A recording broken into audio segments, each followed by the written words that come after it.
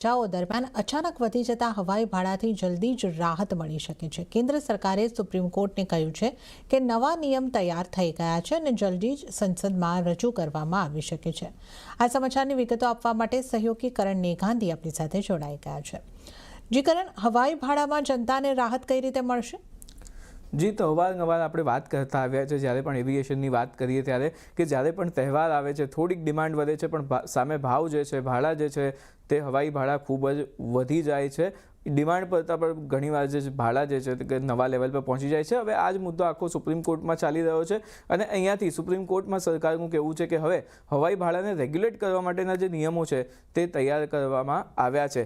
સાથે જ કેન્દ્ર સરકારે આજે માહિતી છે તે સુપ્રીમ કોર્ટમાં ઓન રેકોર્ડ આપી છે અને તેમનું કહેવું છે કે જે નવા નિયમો છે તે સંસદના બંને જ ગૃહોમાં લગભગ 30 દિવસની અંદર જે છે તે રજૂ કરવામાં આવશે અને જો એ અપ્રૂવ થઈ જશે તો ચોક્કસપણે આ જે નિયમો છે તે દેશમાં લાગુ થઈ જશે। સાથે જ સુપ્રીમ કોર્ટે અહીંયા કહ્યું છે કે આ જે નવા નિયમો ડ્રાફ્ટ કરવામાં આવ્યા છે તેની જે એક કોપી છે તે પણ 2 અઠવાડિયામાં સુપ્રીમ કોર્ટને સબમિટ કરવામાં આવે એટલે સુપ્રીમ કોર્ટ પણ અહીંયાથી જે આ નિયમો છે તેને રિવ્યૂ કરી શકે છે એવો એક સ્પષ્ટ મત જે છે તે આપણે આ વાત પરથી બનાવી શકીએ છીએ।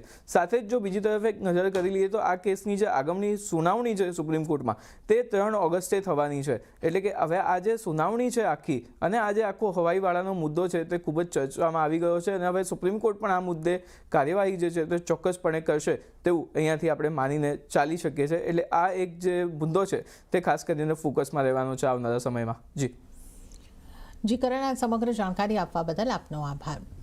અને ત્યારે